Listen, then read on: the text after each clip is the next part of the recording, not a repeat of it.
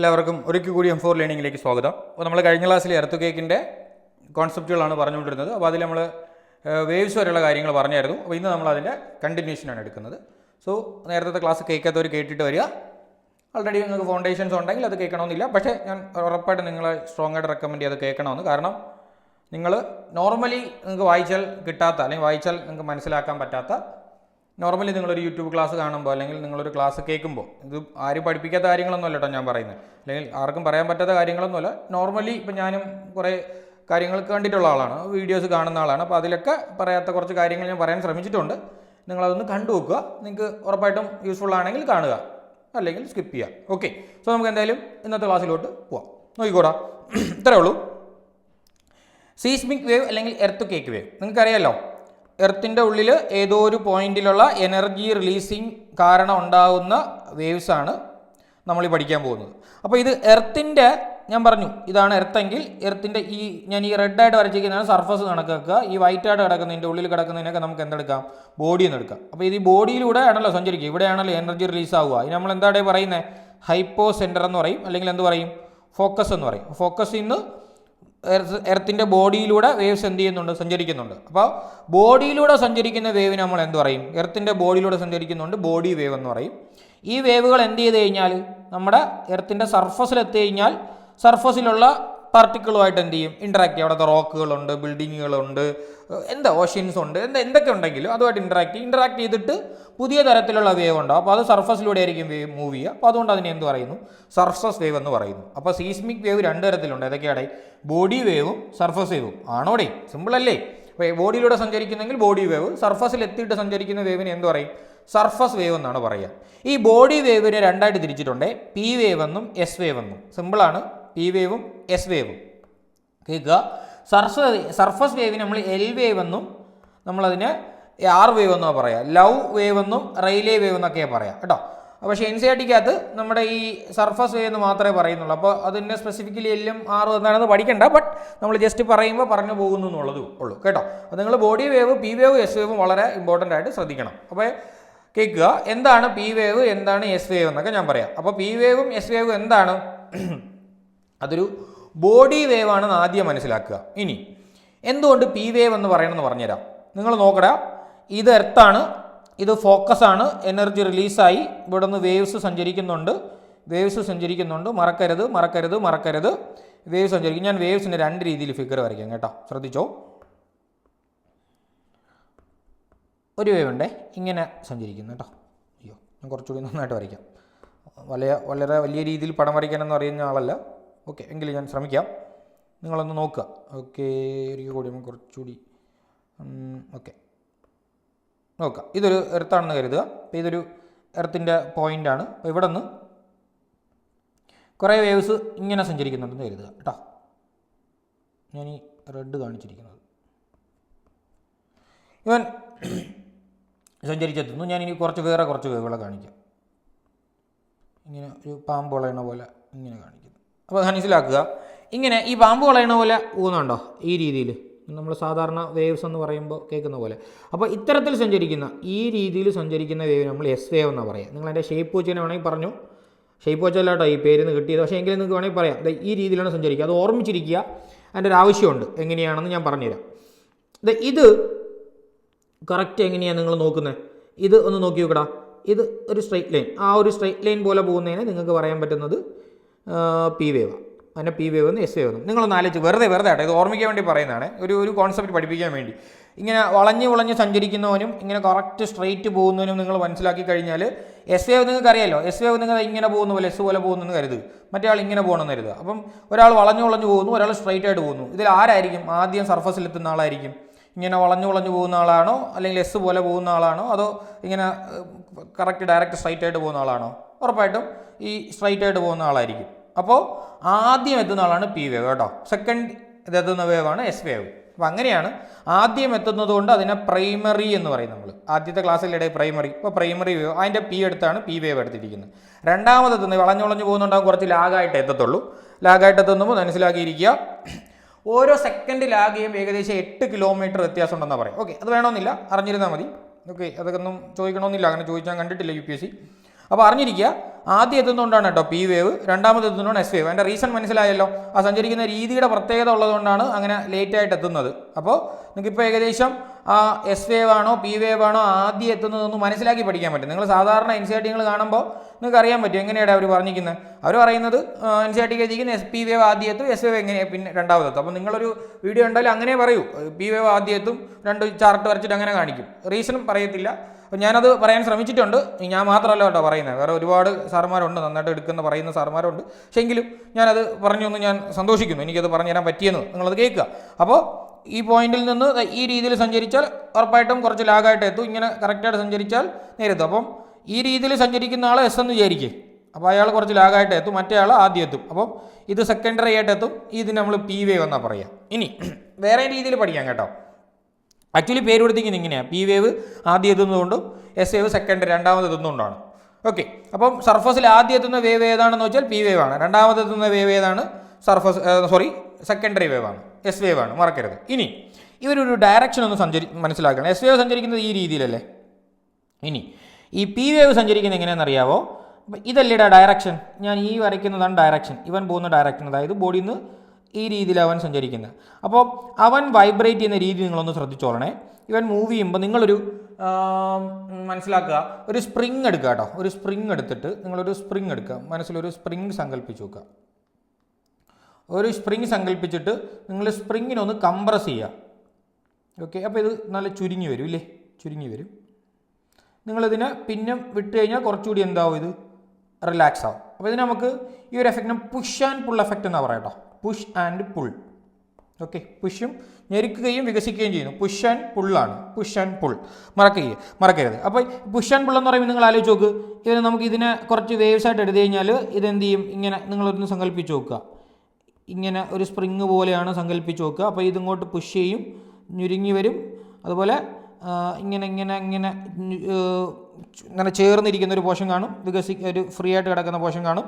അപ്പോൾ ഇത് ഇങ്ങോട്ടാണ്, പുഷ് ആൻഡ് പുള്ളാണ്. നിങ്ങളൊന്ന് മനസ്സിലാക്കിയിരിക്കണേ, ജസ്റ്റ് മനസ്സിലാക്കുക. സ്പ്രിങ് നിങ്ങൾ ഏതാ ഡയറക്ഷൻ, ഇപ്പോൾ എർത്തിൻ്റെ ഈ പോയിന്റിലാണ് മൂവ് ചെയ്യുന്നത്, ഇങ്ങനെയാണ് മൂവ് ചെയ്യുമ്പോൾ ഇങ്ങോട്ട് പുഷും ഇങ്ങോട്ട് പുള്ളും, പുഷും പുള്ളും 2 ഡയറക്ഷനിലാണ് പോവുക. അപ്പോൾ ഇത് ഏത് ഡയറക്ഷനിലോട്ടാണോ മൂവ് ചെയ്യുന്നത് ആ ഡയറക്ഷനിൽ തന്നെയാണ് ഇത് എന്ത് ചെയ്യുക, വൈബ്രേറ്റ് ചെയ്യുക. നിങ്ങളെ സ്പ്രിങ്ങിനെ നിങ്ങൾ സങ്കല്പിച്ച് നോക്കുക. സ്പ്രിങ്ങിനെ അങ്ങോട്ടും ഇങ്ങോട്ടും നിങ്ങൾ എന്ത് ചെയ്യുന്നതായിട്ട് ഞെരുക്കുകയും വികസിപ്പിക്കുകയും ചെയ്യുന്നു, ഫ്രീ ആക്കുകയും ചെയ്യും, ഞെരുക്കുകയും ഫ്രീ ആക്കുകയും ചെയ്യുന്നു. അപ്പോൾ അതിൻ്റെ വൈബ്രേഷൻ എങ്ങനെയാണ്, സ്പ്രിങ് ഇതാണെങ്കിൽ, സ്പ്രിങ് ഇങ്ങനെയാണെങ്കിൽ വൈബ്രേറ്റ് ചെയ്യുന്നതും അതേ ഡയറക്ഷനിൽ തന്നെയാണ്. അപ്പോൾ പി വേവ് വൈബ്രേറ്റ് ചെയ്യുന്നത് എങ്ങനെ തന്നെയാണ്, ഏത് ഡയറക്ഷനിലാണോ മൂവ് ചെയ്യുന്നത് അതേ ഡയറക്ഷന് പാരലായിട്ടാണ് എന്ത് ചെയ്യുന്നത്, വൈബ്രേറ്റ് ചെയ്യുന്നത്. വളരെ ഇമ്പോർട്ടൻ്റ് ആയിട്ടുള്ള പോയിൻ്റാണ്. അപ്പോൾ പി വേവ് വൈബ്രേറ്റ് ചെയ്യുന്നത് ഏത് ഡയറക്ഷനിലേക്കാണോ എന്ത് ചെയ്യുന്നത്, മൂവ് ചെയ്യുന്നത് അതേ ഡയറക്ഷനിലാണ് പി വേവ് എന്ത് ചെയ്യുക, വൈബ്രേറ്റ് ചെയ്യുക. പക്ഷേ എസ് വേവ് നിങ്ങൾ നോക്കി നോക്കടാ, എസ് വേവ് ഇങ്ങനെയാണ് പോകുന്നത്. ഓക്കെ, എസ് വേവ് ഇങ്ങനെ പോകുമ്പോൾ ഇങ്ങോട്ടാണ് മൂവ് ചെയ്യുന്നത്, പക്ഷേ വൈബ്രേറ്റ് ചെയ്യുന്നത് എങ്ങനെയാണ്, ഇതിന് പെർപെൻഡിക്കുലർ ആയിട്ടാണ്. ശരിയല്ലേ? നിങ്ങൾ ആലോചിച്ച് നോക്കടാ, ഒരു ബുക്ക് എടുക്കുക, നിങ്ങൾ ബുക്ക് എടുത്തിട്ട് ആ ബുക്കിനെ എന്ത് ചെയ്യുമെന്ന് തുറന്നു വെച്ച് നോക്കുക. ബുക്കിനെ തുറന്നു വയ്ക്കുമ്പോൾ ഇത് ഇങ്ങോട്ടാണ് മൂവ് ചെയ്യുന്നത്, ഈ ഡയറക്ഷനിലോട്ടാണ് വേവ് മൂവ് ചെയ്യുന്നതെങ്കിൽ അവൻ വൈബ്രേറ്റ് ചെയ്തിരിക്കുന്നത് നിങ്ങൾ ആ തുറന്നു വെച്ചിരിക്കുന്ന സ്ഥലത്തിലോട്ടേക്ക്. അപ്പോൾ ഇനി പെർപെൻഡിക്കുലർ ആയിട്ടാണ്. ഇവിടെ ഒരു ആംഗിൾ നോക്കിക്കഴിഞ്ഞാൽ എത്ര ഡിഗ്രി വരും, 90 ഡിഗ്രി വരും. 90 ഡിഗ്രി മറന്നു പോകരുത്. അപ്പോൾ എസ് വേവ് എങ്ങനെയാണ്, പെർപെൻഡിക്കുലർ ടു ദ ഡയറക്ഷനാണ്. ഇത് പാരലൽ ടു ദ ഡയറക്ഷൻ, ഇതെന്താണ്, പെർപെൻഡിക്കുലർ ടു ദ ഡയറക്ഷൻ. അപ്പോൾ നിങ്ങൾ ആലോചിച്ച് നോക്കടാ,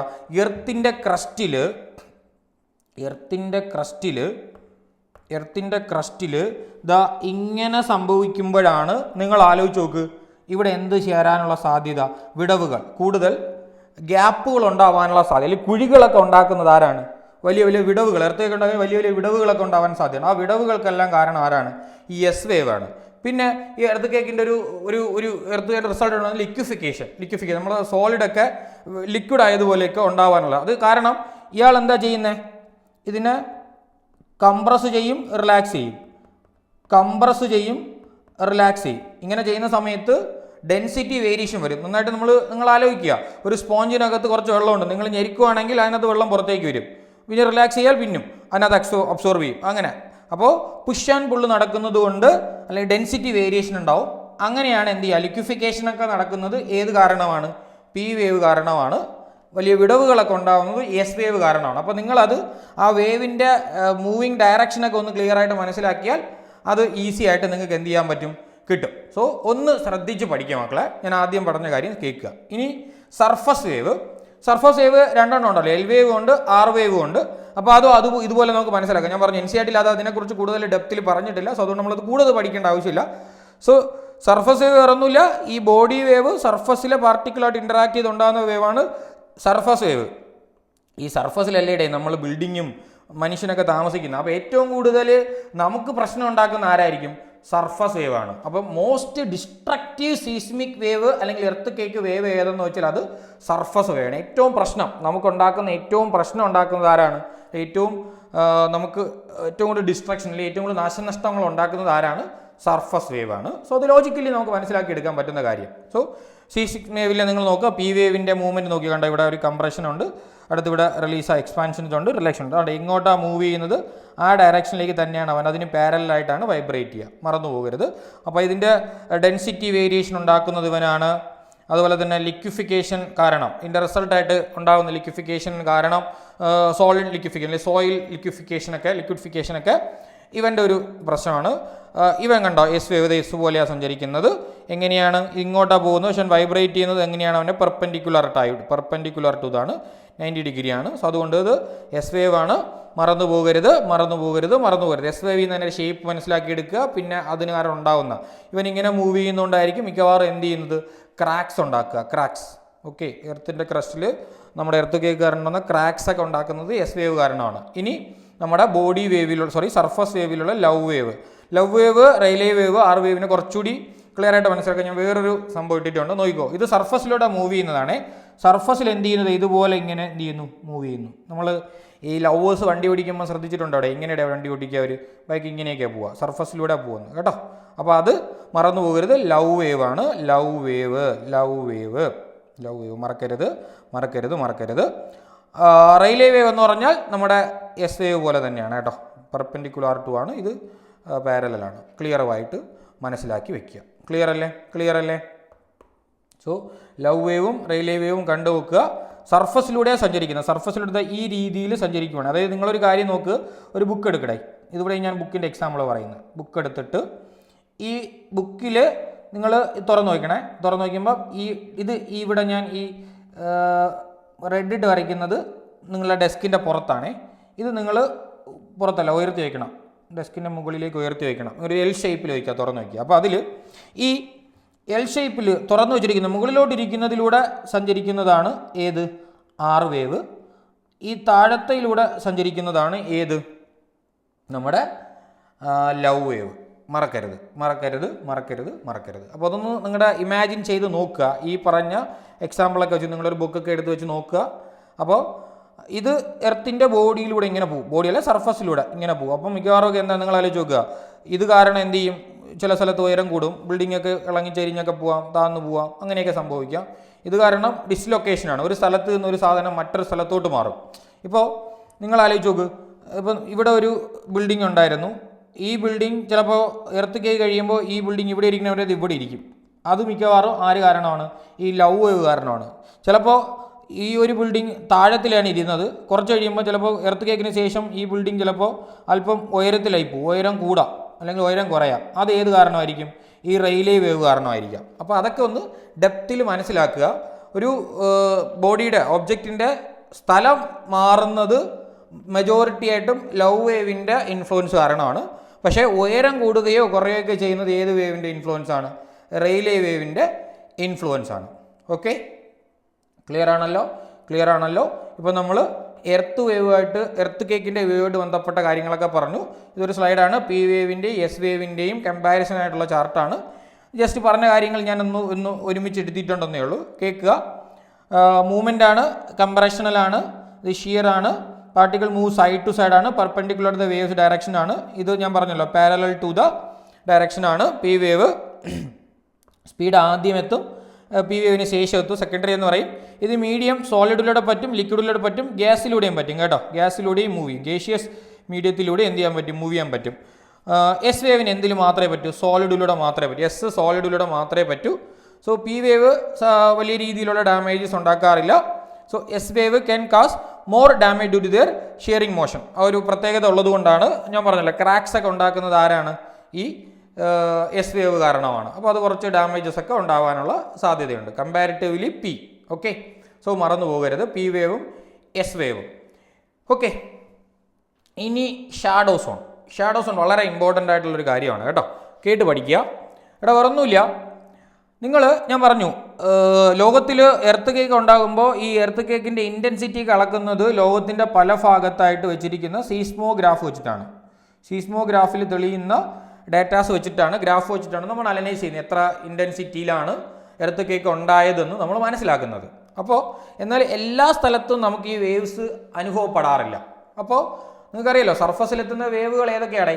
പി വേവും ഉണ്ട്, എസ് വേവും ഉണ്ട്. നമുക്ക് പക്ഷേ എല്ലാ സ്ഥലത്തും ഈ ഒരു ഇൻഫ്ലുവൻസ് കിട്ടാറില്ല, വേവ്സ് നമുക്ക് ഐഡൻറ്റിഫൈ ചെയ്യാൻ പറ്റാറില്ല. അപ്പോൾ അത് എവിടെയൊക്കെ ഐഡൻറ്റിഫൈ ചെയ്യാൻ പറ്റും, എവിടെയൊക്കെ ഐഡൻറ്റിഫൈ ചെയ്യാൻ പറ്റില്ല. എവിടെയൊക്കെയാണ് ഒരു പർട്ടിക്കുലർ വേവിനെ ഐഡൻറ്റിഫൈ ചെയ്യാൻ പറ്റാത്തത്, അതിനെയാണ് നമ്മൾ എന്ത് പറയുക? ഷാഡോ സോൺ എന്ന് പറയുക. മറക്കരുത് നമ്മൾ ഷാഡോ പോലീസ് എന്ന് പറയാറുണ്ട്. അവൻ നമുക്ക് പോലീസാണെന്ന് മനസ്സിലാവില്ല, അത്ര അവൻ ഐഡൻറ്റിഫൈ ചെയ്യാൻ പറ്റൂല. അപ്പോൾ ഷാഡോ സോൺ എന്ന് പറഞ്ഞാൽ വേറൊന്നുമില്ല, വേവ്സിൻ്റെ ഷാഡോ സോൺ. അതായത് പി വേവിൻ്റെ ഷാഡോ സോൺ എന്ന് പറഞ്ഞാൽ there is a region where P wave cannot be determined. അടുത്ത് എസ് വേവിൻ്റെ ഷാഡോ സോൺ എന്ന് പറഞ്ഞു കഴിഞ്ഞാൽ there is a area where S wave cannot be determined ആണ്, അല്ലെങ്കിൽ നമുക്ക് ഒബ്സർവ് ചെയ്യാൻ പറ്റത്തില്ല, സീസ്മോഗ്രാഫിൽ കിട്ടത്തില്ല. അപ്പോൾ ഇതിനകത്ത് ഏറ്റവും ഇമ്പോർട്ടൻ്റ് ആയിട്ട് നിങ്ങൾ മനസ്സിലാക്കുക, എസ് വേവിന് എവിടെ കൂടി മാത്രമേ മൂവ് ചെയ്യാൻ പറ്റൂ? സോളിഡിലൂടെ മാത്രമേ മൂവ് ചെയ്യാൻ പറ്റൂ. പി വേവിന് എവിടെയൊക്കെ പറ്റും? സോളിഡിലൂടെയും പറ്റും, ലിക്വിഡിലൂടെയും പറ്റും, ഗേഷ്യസിലൂടെയും പറ്റും. ക്ലിയർ അല്ലേ? നമ്മൾ ഇതിൻ്റെ ഡിസ്ട്രിബ്യൂഷൻ പറയുന്നത് ബേസ് ചെയ്തിരിക്കുന്നത് എപ്പി സെൻറ്ററിനെ വെച്ചിട്ടാണ്. മറന്നു പോകരുത്, എപ്പി സെൻറ്ററിനെ വെച്ചിട്ടാണ്, എപ്പി സെൻറ്ററിൽ വെച്ചിട്ടാണ് ആംഗിളൊക്കെ പറയുന്നത്. സോ അത് ഹൈപ്പോ സെൻറ്റർ വെച്ചിട്ടല്ല കേട്ടോ.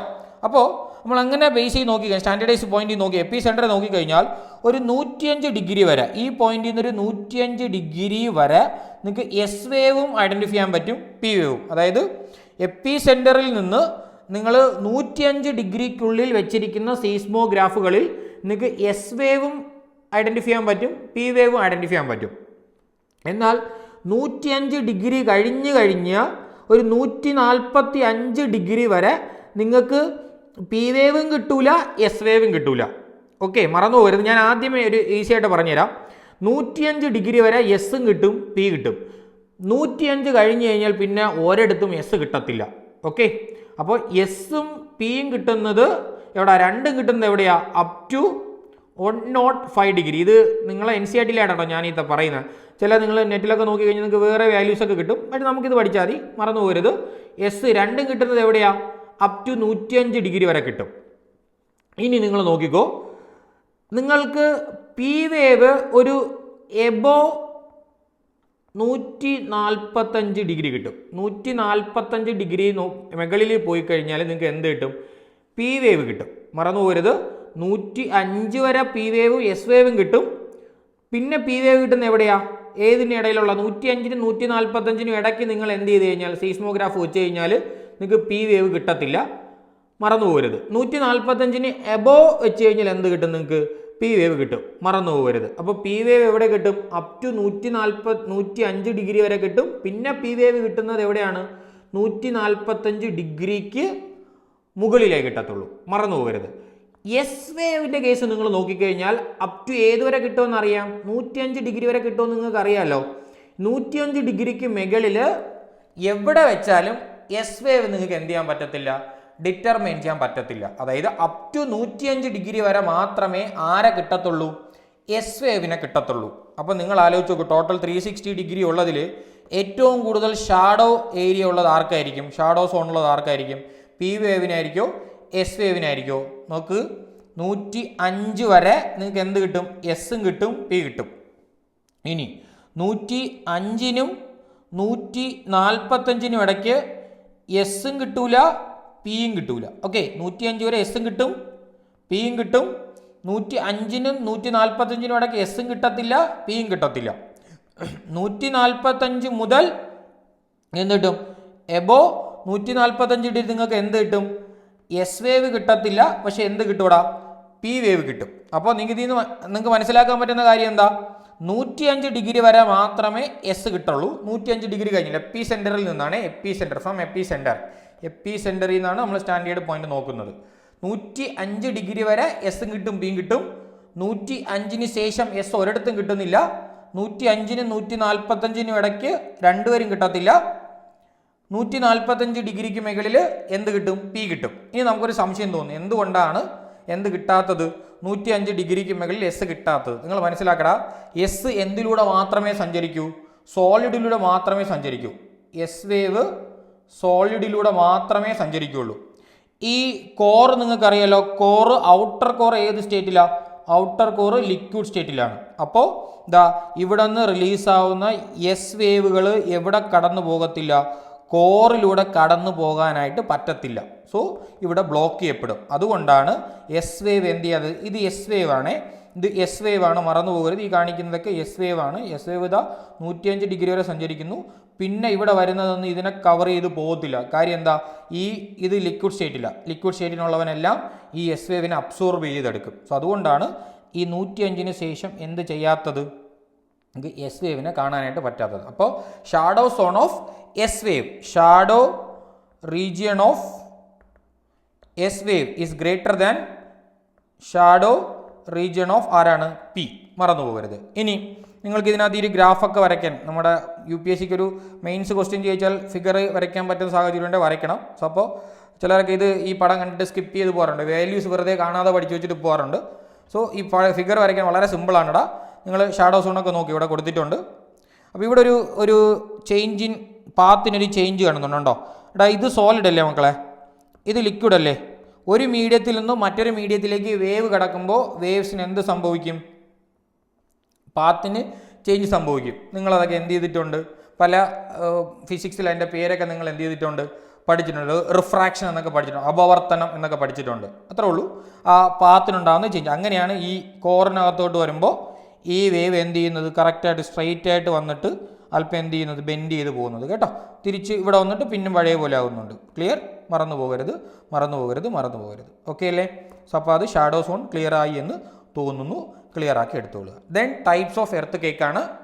ഒന്ന് ടെക്ടോണിക് എന്ന് പറഞ്ഞാൽ നമ്മൾ ഈ പറഞ്ഞതുപോലെ എർത്തിൻ്റെ പ്ലേറ്റുകൾ തമ്മിൽ, ടെക്ടോണിക് പ്ലേറ്റുകൾ തമ്മിൽ കൂട്ടിയിടിച്ചിട്ടോ സ്ലൈഡ് ചെയ്തിട്ടോ ഡൈവർജ് ചെയ്തിട്ടോ കൺവെർജ് ചെയ്തിട്ടോ നമ്മൾ ഈ പറഞ്ഞ ഷിയർ ചെയ്തിട്ടോ അല്ലെങ്കിൽ സ്ട്രൈക്ക് ആൻഡ് ഫ്ലിപ്പ് ചെയ്തിട്ടോ ഉണ്ടാകുന്നതാണ് ടെക്ടോണിക് ആയിട്ടുള്ള എർത്ത് കേക്കുകൾ എന്ന് പറയും.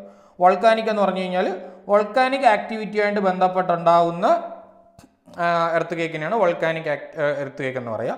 അത് ആക്റ്റീവ് വോൾക്കാനോസ് ഉള്ള സ്ഥലത്താണ് കൂടുതലായിട്ട് സാധ്യത ഉള്ളത്. ഓക്കെ, അടുത്ത് കൊളാപ്സ് വർക്കാനാണ് എർത്ത് കേക്കാണ്. വേറൊന്നുമില്ല. കൊളാപ്സ് എന്ന് പറഞ്ഞാൽ എവിടെയെങ്കിലുമൊക്കെ മൈൻസ് ഉണ്ടെങ്കിൽ ആ മൈനുകളൊക്കെ നമുക്ക് ഇടിഞ്ഞു പോകാനുള്ള സാധ്യതയുണ്ട്. അപ്പോൾ ചിലപ്പോൾ ചെറിയൊരു ട്രെമറുകളൊക്കെ ഉണ്ടാവാം. സോ അതും ആ ഒരു ലോക്കലൈസ്ഡ് ആയിട്ടുള്ള സ്ഥലങ്ങളിൽ മാത്രം ഉണ്ടാകുന്നതാണ്. എക്സ്പ്ലോഷൻ ഞാൻ പറഞ്ഞല്ലോ, ഒരു ന്യൂക്ലിയർ ബോംബ് അല്ലെങ്കിൽ വളരെ ഹെവി ആയിട്ടുള്ള എക്സ്പ്ലോഷൻ നടന്നു കഴിഞ്ഞാൽ ചിലപ്പോൾ എന്തിനുള്ള സാധ്യതയുണ്ട്. അത് നിർബന്ധമില്ല കേട്ടോ, നാച്ചുറലി ഉണ്ടാവണം. ഓക്കെ, അതിനാണ് നമ്മൾ എന്ത് പറയുക? എക്സ്പ്ലോഷൻ എർത്ത് കേക്ക് എന്ന് പറയുക.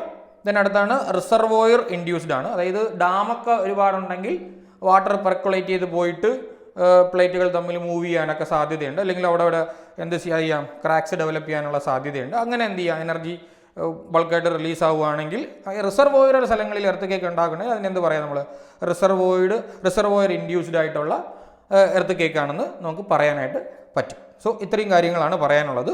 ഇനി എന്താണ് സീസ്മോഗ്രാഫ്? ആ സീസ്മോഗ്രാഫ് അറിയാം. എന്ത് ചെയ്യാനുള്ള?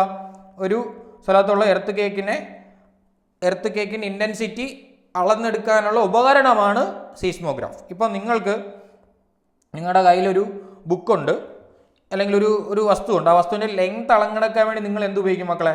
സ്കെയിൽ എന്ന ഡിവൈസ് ഉപയോഗിക്കും. അപ്പോൾ അതുപോലെ എന്നിട്ട് അളന്നെടുത്തിട്ട് ഇതിൻ്റെ ലെങ്ത് നിങ്ങൾക്ക് വേണമെങ്കിൽ എന്തൊക്കെ പറയാം? സെൻറ്റിമീറ്ററിൽ പറയാം, മീറ്ററിൽ പറയാം. അത്രേ ഉള്ളൂ. അപ്പോൾ സീസ്മോഗ്രാഫ് എന്ന് പറഞ്ഞാൽ എർത്ത് കേക്കിൻ്റെ ഇൻറ്റൻസിറ്റി അളക്കാൻ ഉപയോഗിക്കുന്ന ഉപകരണമാണ്. Device used to measure intensity of earthquake. ഇനി റിച്ചർ സ്കെയിൽ എന്ന് പറഞ്ഞു കഴിഞ്ഞാൽ എത്രത്തോളം എനർജി റിലീസായി, എത്രത്തോളം റിലീസായി, ഒരു പർട്ടിക്കുലർ പോയിന്റിൽ നിന്ന് എനർജി എത്രത്തോളം റിലീസായി എന്ന് വെച്ച് കാൽക്കുലേറ്റ് ചെയ്യുന്നതാണ് റിച്ചർ സ്കെയിൽ. ഓക്കെ, സാധാരണഗതിയിൽ ഈ റിച്ചർ സ്കെയിൽ 8 കൂടുതലുള്ളതൊക്കെ ഹെവി ആയിട്ടുള്ള എനർജി റിലീസിങ് എന്നാണ് പറയുക. മറന്നു പോകരുത്.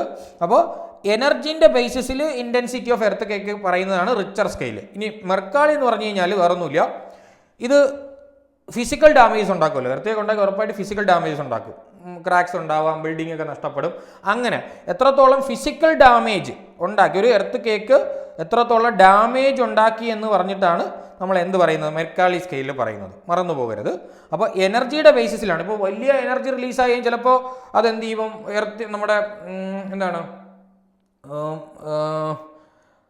മനുഷ്യവാസമൊന്നും ഇല്ലാത്ത ഒരു സ്ഥലത്താണെങ്കിൽ ഡാമേജസ്, ഫിസിക്കൽ ഡാമേജ് ചിലപ്പോൾ കുറവായിരിക്കാം, നമ്മളുണ്ടാകുന്ന ബിൽഡിങ്സ് ഒന്നും കുറവായിരിക്കാം, നാശനഷ്ടങ്ങൾ കുറവായിരിക്കും. അപ്പോൾ മെർക്കാളി സ്കെയിലിൽ വാല്യൂ ചെറുതായിരിക്കും, റിച്ചർ സ്കെയിലിൽ ചിലപ്പോൾ വാല്യൂ വലുതായിരിക്കും. അപ്പം റിലീസാവുന്ന എനർജിയുടെ അളവ് വെച്ചിട്ടാണ് റിച്ചർ സ്കെയിൽ പറയുക.